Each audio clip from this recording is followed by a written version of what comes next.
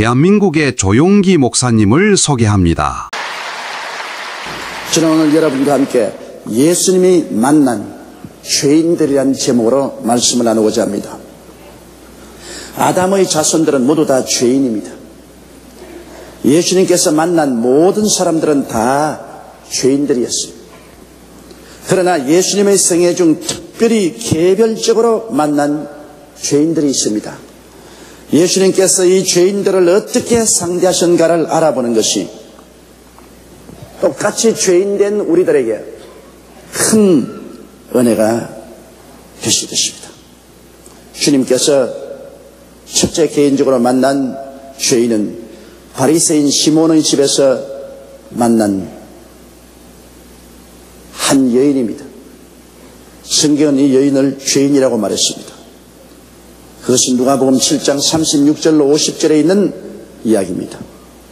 예수님께서 가버나움에서 갈릴리 사역을 하실 때 한 바리새인의 집에 식사 초대를 받고 들어가시게 되었습니다. 그런데 예수님이 그 바리새인 집에 들어갈 때 그 뒤에 따라오면서 눈물로 통곡을 하고 예수님의 발에 눈물을 툭툭툭툭 떨리는 한 여자가 있었습니다. 순식간에 예수님의 발은 그 여인의 눈물로 적셔졌습니다. 그는 자신의 많은 죄를 예수님을 따라오면서 한없이 통회하고 눈물로 자백을 했습니다. 그리고는 감격과 경의의 표현으로 자기 머리를 풀어서 머리털로서 예수님의 발을 닦았습니다. 유대인 여인은 머리를 푸는 것이 큰 수치입니다. 오늘날도 여인에게는 머리가 굉장히 귀합니다. 그 머리털을 먼지와 흙 묻은 그 발에 눈물로 적신 것을 다 머리로 닦아냅니다. 그리고 끊임없이 예수님이 앉아 계시는데 그 발에 엎드려서 입을 맞춥니다. 최상의 복종과 존귀를 표시하는 행동인 것입니다. 그리고는 그가 가져온 향유를 발에다 부었습니다. 향유는 원래 머리에 붓는 것입니다. 유대인들의 습관은 손님이 오면 발 씻을 물을 주고 그러고 난 다음 머리에 기름을 바르도록 기름을 주는 것인데 이 귀한 향유를 그 여인은 감히 머리에 붓지 못하고 예수님의 발에다가 부었습니다. 그럴 때 바리새인 시몬의 얼굴이 푸락불굴하겠습니다. 바리새인 시몬이 만일 예수님이 과연 선지자요 하나님의 아들이면 우리 동리에서 이 여인이 얼마나 더러운 죄인인 것을 알고 감히 곁에도 오지 못하게 할 것인데 이 여인이 곁에 와서 눈물을 흘리고 머리털로 발을 씻고 입을 맞추고 향유를 뿌리게 하는 것을 보니 틀렸어. 예수님은 선지자도 아니고 하나님의 아들도 아니야. 그는 사람의 속을 꿰뚫어 볼 줄 몰라. 그렇게 실망스러운 생각을 하고 있을 때 예수님께서 말씀하셨다. 시몬아, 내가 네게 이를 말이 있다 하시니 제가 가로되 선생님 말씀하소서. 그때 예수님 말이긴 한 사람이 두 빚쟁이를 불렀는데 한 사람은 500데나리온 빚을 지고 한 사람은 50데나리온 빚이 졌는데 그들이 다 갚을 수가 없어. 그래서 채주가 500데나리온 빚진 자도 탕감해 주고 50데나리온 빚진 자도 탕감해 주었는데 그 중에 누가 채주에게 더 고맙게 생각하고 감사하게 생각했냐. 그러니까 그 바리새인 시몬이 말하기를 제 생각에는 많이 탕감함을 받은 자니이다. 예수님이 가라사대 내 판단이 옳다. 그리고 말씀하기를 내가 너희 집에 들어올 때 너는 발 씻을 물도 주지 않았지 않느냐. 그만큼 나를 등한히 여기고 너가 나를 무시했는데 이 여인은 눈물로써 내 발을 씻었다. 내가 여기 들어올 때는 나를 끌어안고 뺨에 입 맞춰주지도 않았는데 이 여인은 내 발에다가 입을 맞추었다. 그리고 너는 값싼 감람유도 내 머리에 바르도록 주지 않았는데 이 여인은 비싼 향유를 발에 부었다. 그러므로 이 여인의 많은 죄가 용서를 받았느니라. 누가복음 7장 48절로 50절에 보면 여자에게 이르시되 내 죄사함을 얻었느니라. 예수께서 여자에게 이르시되 내 믿음이 너를 구원하시니 평안히 가라 하시니라. 이 말에 아예 바리새인 시몬은 의안이 벙벙했습니다. 예수님이 다 알고 계셨구나. 왜냐하면 죄사함과 사랑의 간에는 깊은 함수관계가 있습니다. 왜냐? 적게 사함받은 자는 적게 사랑하고 많이 사함받은 자는 많이 사랑하게 되는 것입니다. 오늘날 우리가 이 세상에 살면서 은혜를 받고 우리가 얼마나 큰 죄인인 것을 깨달으면 깨달을수록 주님의 용서에 대한 그 은혜를 깊이 감사하게 되고 그 결과 예수님을 더 사랑하게 됩니다. 주님 말씀하신 대로 500데나리온 용서받은 사람과 50데나리온 용서받은 사람 중에 500데나리온 많이 용서받은 사람이 예수님을 더 많이 사랑한다는 이유가 여기에 있는 것입니다. 우리는 그러므로 죄 용서와 사랑은 함수관계를 가지고 있습니다. 적게 용서받은 사람은 적게 사랑하고 많이 용서받은 사람은 많이 사랑합니다. 그런데 그것은 실제로 우리가 죄가 적어서 적게 용서받는 것 아닙니다. 우리 다 큰 죄인입니다. 어머니 뱃속에서부터 죄로서 잉태되고 태어날 때부터 죄악 가운데 태어나서 이 세상에 죄를 짓지 않은 의인은 하나도 없습니다. 크고 적은 것은 별 차이가 없는 것입니다. 자기가 얼마나 깊이 깨닫느냐에 있습니다. 내가 얼마나 하나님을 반역한 깊은 죄인인 것을 깨닫는 데 따라서 용서의 깊이와 높이와 넓이를 알게 되는 것입니다. 둘째로 예수님이 만난 죄인은 수가성 우물가의 여인입니다. 요한복음 4장 1절로 30절에 있습니다. 주님은 유대를 떠나서 다시 갈릴리로 가실새 사마리아 중심부로 질러가는 가장 빠른 길을 택해서 가셨습니다. 주님은 마치 사람에게 쫓기듯이 열심히 걸어가서 제 아들이 따르기가 힘이 들었습니다. 한낮이 되자 사마리아 동리 바깥길에 있는 수가성 우물가에 주님께서 앉으셨습니다. 그 우물은 깊이가 약 32m 정도 된 깊은 우물이, 그 계단에 주님께서 걸쳐 앉아서 누구를 기다리고 계십니다. 이상하다, 주님이 누구를 기다릴까? 그런데 한낮에 햇빛이 쨍쨍 비치는데 우물가에 누가 나옵니까? 우물에 물 길러 오는 것은 이런 새벽이나 그렇지 않으면 오후에 물 길러 나오지 대낮에 물 길러 나온 사람이 있습니까? 제자들은 배가 출출한지라 사마리아 시내로 음식을 사러 갔었습니다. 그런데 대낮에 한 여인이 물동이를 걸머치고 물을 길러 나왔습니다. 이 여인이 대낮에 물을 길러 나오는 것은 아침에 저녁에 많은 사람이 우물가에 오는 것을 피하는 여자입니다. 사연이 있는 여자입니다. 왜냐? 많은 사람하고 대화를 하지 않으려고 사람들이 안 나오는 대낮에 물을 길러 나온 사연이 있는 여자입니다. 바로 예수님이 이 여자를 만나시려고 주님께서 강행군으로 오셔서 사마리아 성까지 오신 것입니다. 이 여자는 동서남북도 살펴보지 아니하고 그냥 총총걸음으로 계단을 걸어 내려가서 우물로 내려갑니다. 그런데 예수께서 그 여자에게 말을 걸으십니다. 여보시오, 내게 물을 좀 주시오.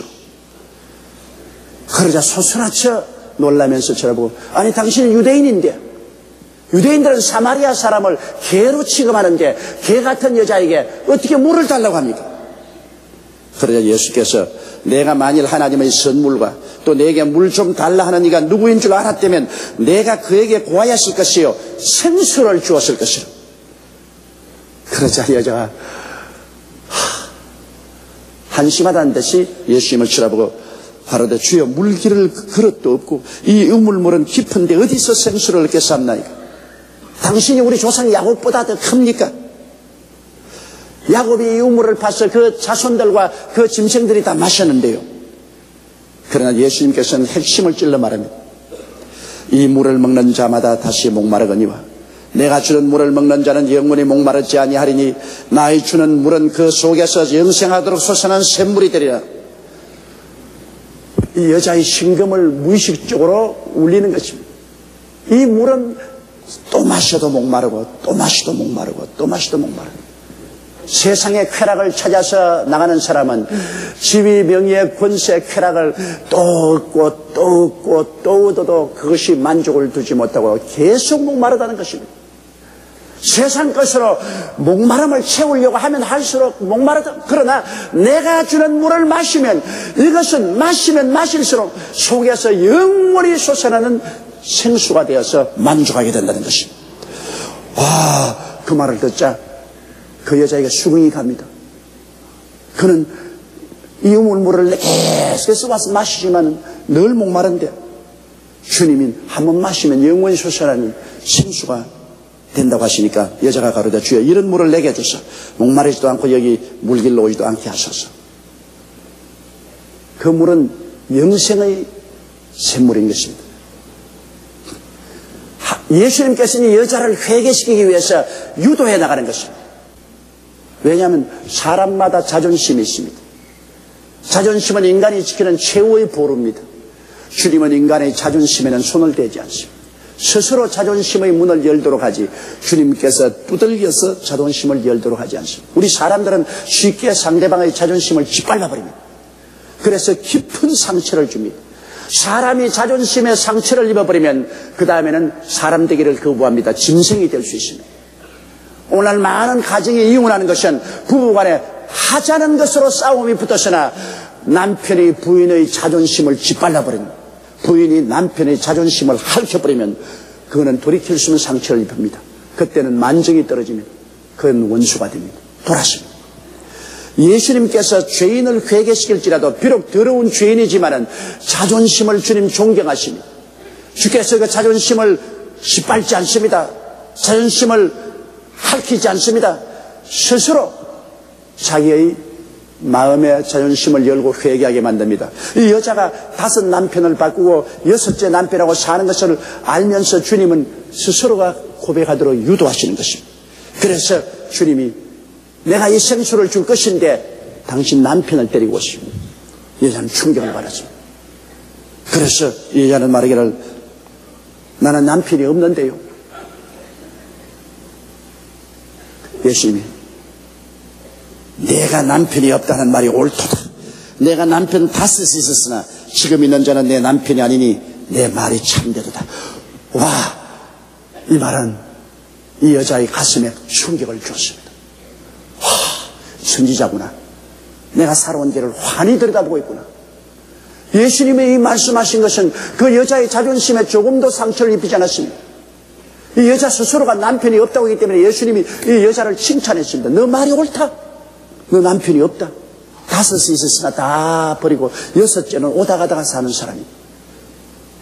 여자가 가로되 주여 내가 보니 선지자로소이다. 그러고 난 다음 이 여자는 예수님을 종교적인 분쟁으로 이끌어가려고 하는 것입니다. 우리 조상들은 이 산에서 예배하였는데 당신들의 말은 예배할 곳이 예루살렘에 있다더이다. 예수께서 가라사대 여자여 내 말을 믿어라. 이 산에서도 말고 예루살렘에서도 말고 너희가 아버지께 예배할 때가 이르리라. 너희는 알지 못하는 것을 예배하고 우리는 아는 것을 예배하노니 이는 구원이 유대인에게서 남이라. 아버지께서 참으로 예배하는 자들은 신령과 진정으로 예배할 때가 오나니 곧 이때라. 아버지께서 이렇게 자기에게 예배하는 자들을 찾으시니라. 하나님은 영이시니 예배하는 자가 신령과 진정으로 예배할지니라. 여기 그리심산에서 예배하는 것도 아니고 예루살렘에서 예배하는 것도 아니고 이 장소가 문제가 아니다. 하나님은 어느 곳에나 계십니다. 신령과 진정으로 예배하는 자를 하나님이 찾으시고 어느 곳이나 신령과 진정으로 예배하면 하나님을 만날 수 있다. 그렇게 말하니까 너무나 탁월한 말입니다. 여자가 가로되 메시아 곧 그리스도라 하는 이가 오실 줄을 내가 아노니 그가 오시면 모든 것을 우리에게 고하시리이다. 예수께서 가만히 보세요. 내게 말하는 내가 바로 그 메시아다. 여자가 그만 너무 감격을 했습니다. 그는 이미 예수님의 인도를 통해서 그 만문을 다 열어 제낀 것입니다. 그래서 그 자리에 즉시 예수를 믿고 물길를 것도 잊어버리고 물동이도 버려두고 그는 시내로 뛰어가서 사마리아 사람들에게 전도자가 되신다. 여러분이여 와보라. 나의 삶을 다 알아낸 그이가 바로 메시아가 아니냐. 그가 수가성 우물가에서 기다린다. 와보라. 온 사마리아 사람이 통틀어서 나와서 예수님을 만나고 그리스도를 모셔서 복음을 듣고 사마리아가 그리스도의 복음으로 활짝 변화받는 그런 기적이 일어나게 된 것입니다. 여기에서 보십시오. 예수님은 죄인 한 사람을 다룰 때라도 극히 귀하게 다뤘습니다. 인간의 자존심을 짓밟지 않았습니다. 인간이 최후까지 지키려 하는 것은 자존심입니다. 자존심을 잃어버린 인간은 짐승이 되고 폐인이 되어버리고 마는 것입니다. 그러므로 자존심에 손상을 끼치지 않으시고 죄인을 회개시키려고 예수님이 유도하시는 것을 보십시오. 그러므로 예수님은 죄인 한 사람이라도 그 인격을 얼마나 존중하고 그 인격을 짓밟지 않으려고 애를 쓰는 것을 보는 것입니다. 요사이 어떤 부흥사들은 강단에 서서 막 형편없는 말을 씁니다. 아우택을 부숴버리겠다느니 뭐 온갖 그런 욕짓거리를 하면서 설교하는데 그것은 그리스도의 정신이 아닙니다. 예수님은 온 세상이 하는 창녀라도 그의 자존심을 귀하게 여기고 주님이 부드럽게 유도해서 스스로가 마음문을 열고 회개하게 하는 큰 사랑의 주님인 것입니다. 주님이 여러분 한 사람 한 사람을 지극히 존중하게 여기시는 것입니다. 여러분의 인격을 귀하게 여기고 여러분 자존심을 귀하게 여기고 여러분을 짓밟지 않고 자존심에 상처를 입히지 않냐고 회개시키는 위대한 우리 구주인 것을 알게 되시기를 주님 이름으로 축원합니다. 셋째로 예수님이 직접 만난 죄인은 가늠하다가 현장에서 잡혀온 여자입니다.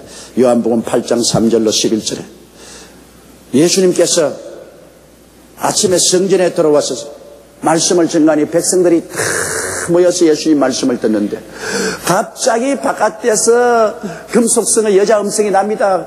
호함천 남자 소리들이 나고 보니 바리새 교인이나 사두개 교인이나 율법사들이 한 여인을 발길로 차고 밀어 제끼고 끌고 오는데 머리는 산발이 되고 옷은 흐트러지고 맨발 벗고 얼굴은 핥혀지고 이렇게 왔습니다. 이 여자를 끌어당기더니 예수님 발 앞에 짐승처럼 내던졌습니다. 그들이 모세의 제자요 모세의 율법을 주장하기 때문에 예수님이 십계명을 손가락으로 적었을 것이라고 확신합니다. 그러니 이 모세의 제자들이 더 이기양양했습니다. 그거 보세요. 당신이 지금 손가락으로 적는 그 십계명 그대로 집행하시오. 이 여자를 돌로 쳐 죽이시오. 손에 돌을 두고 몽둥이를 들고 있고 이 여자는 사시나무 떨듯이 떨고 있습니다. 죽음의 공포에 휩싸였습니다. 그러자 예수님은 다시 한번 허리를